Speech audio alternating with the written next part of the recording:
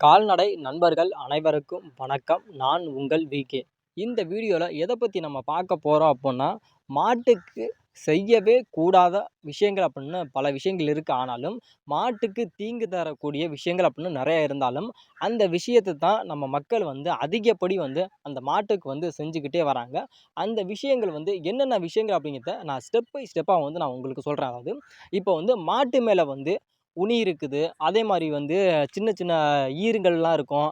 அதே மாரி சில மாடுகள பார்த்தோம் அப்படின்னு கேட்டா, அதாவது அந்த ஈக்கள் அதாவது ஈக்கள், கொசுக்கள் எல்லாம் ரொம்ப ரொம்ப முக்கியம் அப்படிங்கிறப்ப, அத போக்கணும் அப்படிங்கிறதுக்காக நம்மளோட மக்கள் என்ன விஷயங்கள் பண்றாங்க அப்படின்னு கேட்டா, அது தேவையில்லாத அதாவது மாட்டுக்கு கெடுதல் அப்படின்னு தெரியும். அதே மாரி மனுஷனுக்கும் அது கெடுதல் அப்படின்னு தெரியும். அத நம்மளோட மக்கள் மாட்டுக்கு பயன்படுத்துறாங்க. அதாவது இப்ப மாட்டோட உடம்புல இருக்குன்னு சொன்னாலும், அதாவது உணியா இருக்கட்டும், ஈக்களா இருக்கட்டும், கொசுக்களா இருக்கட்டும், அது மாரி அந்த ஈர், பேன்லாம் இருக்குல்ல, அத போக்குறதுக்கு நம்ம மக்கள் என்ன பண்றாங்க அப்படின்னா, ஃபர்ஸ்ட்டு நம்மளோட மக்கள் அதாவது பாச்சுரண்டை அப்படின்னு சொல்லுவாங்க. அதாவது துணிக்கு வைப்போம். அதாவது கரப்பான்பூச்சி வரக்கூடாது அப்படிங்கிறப்ப வைப்போம்ல, அத சில பேர் என்ன சொல்றாங்கன்னா, அத தண்ணீல ஊற போட்டு, அத ஊற வச்சு, அதோட மாட்டு மேல அதையும் தடவுறாங்க.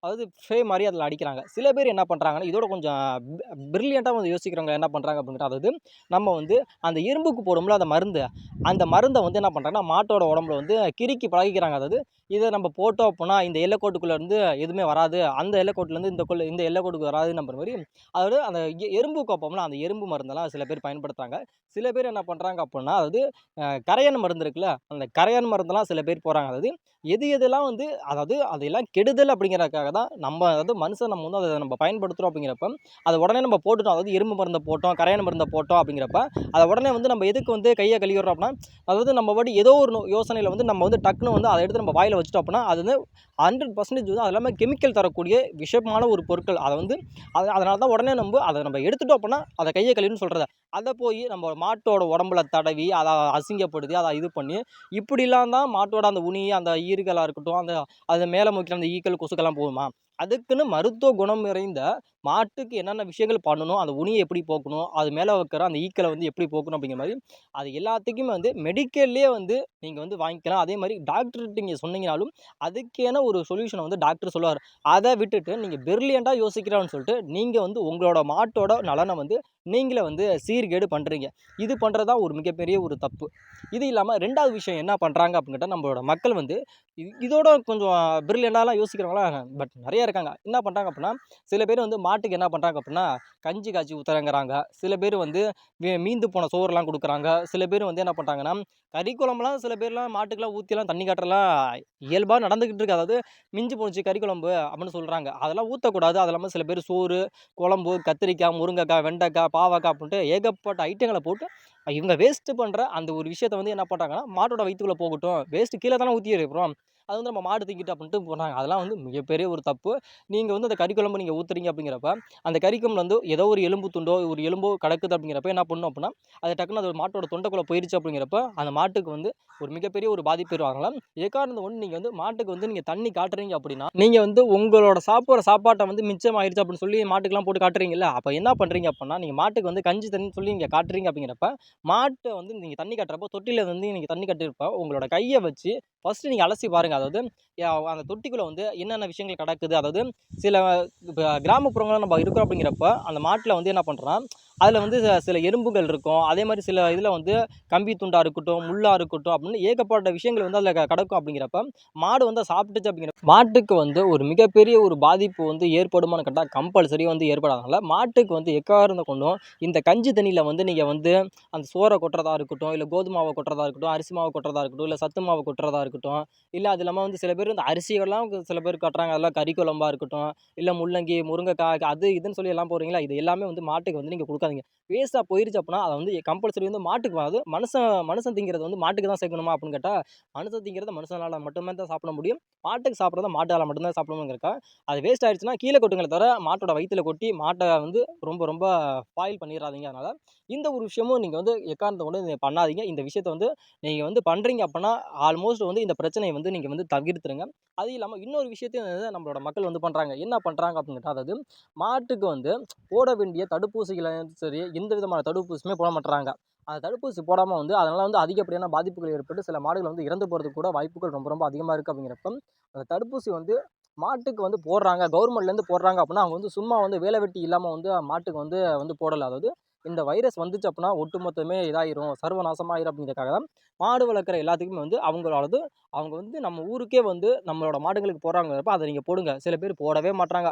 ஏன் அப்படின்னு கேட்டால், நான் மாடு சன ஊசி அதாவது மாட்டுக்கு வந்து அந்த தடுப்பூசிலாம் நான் போடுறப்போ வந்து நான் ஊரில் இருந்தேன், நான் வெளியில் இருந்தேன், என்னால் போட முடியல அப்படிங்கிறாங்க. இதெல்லாம் வந்து ஒரு காரணமே கிடையாது. அது நம்ம மாடு வளர்க்குறோம் அப்படின்னா நம்மளோட ஒரு தேவைக்காகவும் வளர்க்குறோமே தவிர, அதை விட்டுட்டு நம்ம வந்து அங்கே போயிட்டோம் இங்கே போயிட்டோம் அப்படின்னா நம்மளோட தொழில் தான் பாதிக்கப்படுமே தவிர, நம்மளோட மூலதனம் தான் ஒரு மிகப்பெரிய ஒரு பாதிப்பு அடையுமே தவிர, இதனால் வந்து டாக்டருக்கோ இல்லை சுற்றி இருக்கவங்களுக்கோ எந்த விதமான மூலதனத்திலையும் சரி எந்த ஒரு லாஸுமே இருக்காதனால, லாஸ் அப்படின்னா அது பட் உங்களுக்கு தான். அதனால தடுப்பூசி போட வராங்க அப்படின்னா 1 நாள்ல 2 நாள் போட வராங்க, இன்னைக்கு போட வராங்கன்னா நாளைக்கு இன்னைக்கு செய்கிற வேலையை வந்து நாளைக்கு ஒத்தி வச்சிருங்க. இல்லை என்னால் செய்ய முடியலங்கிறப்ப இந்த வேலையை முடிச்சுட்டு நீங்கள் போய் செய்யுங்க. அதனால இது வந்து நமக்கு முக்கியம் கிடையாது, அதுதான் முக்கியம் அப்படின்ட்டுனா அங்கே முக்கியமாக இருக்கும். ஆனால் நீங்கள் வளர்த்தீங்களா ஒரு கன்னுக்குட்டியிலேருந்து வளர்த்த வளர்ப்பு எல்லாமே ஒட்டுமொத்தம் வந்து ஃபாயில் ஆகிறதுனால இந்த ஒரு தப்பையும் நீங்கள் வந்து பண்ணவே பண்ணாதீங்க. அது இல்லாமல் இன்னொரு விஷயத்தையும் நம்மளோட மக்கள் வந்து செய்கிறாங்க. அது என்ன விஷயத்தை வந்து நம்மளோட மக்கள் வந்து செஞ்சுக்கிட்டு இருக்காங்க அப்படிங்கிறது, அதாவது நம்ம ரேஷன் கடையிலாம் சும்மா தான் கிடைக்குது அப்படிங்கிறக்கா அரிசியாக இருக்கட்டும், கோதுமையாக இருக்கட்டும், ரவையாக இருக்கட்டும், அது இல்லாமல் வந்து கோதுமை மாவாக இருக்கட்டும், அது இல்லாமல் வந்து இப்போ சத்து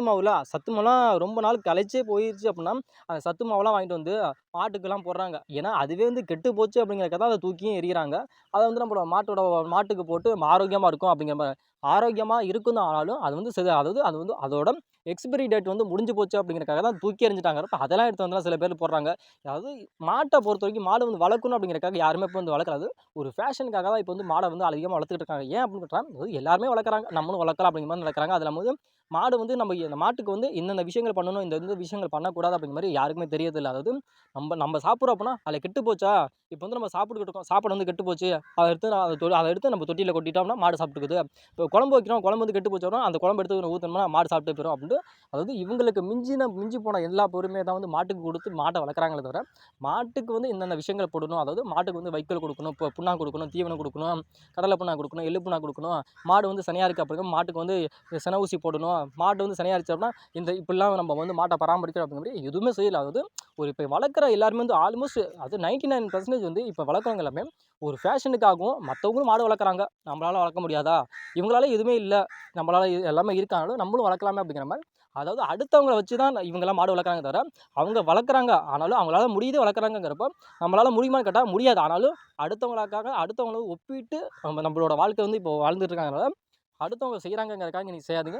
அந்த மாட்டுக்கு வந்து நீங்கள் என்னென்ன விஷயங்கள் பண்ணணுமோ அதை வந்து கம்பல்சரி பண்ணுங்க. அது இல்லாமல் மாட்டுக்கு என்னென்ன உணவுகள் கொடுக்கணுமோ அதை மட்டுமே நீங்கள் கொடுங்களேன். அதுக்கு நீங்கள் சாப்பிட்ற உணவு எல்லாமே கெட்டு போச்சு அப்படிங்கிறக்காக அந்த உணவை கொண்டுட்டு வந்து எக்காரணம் கொண்டு மாட்டுக்கு கொடுத்து மாட்டோட உடல்நிலையை வந்து சீர்கேடு பண்ணாதீங்க.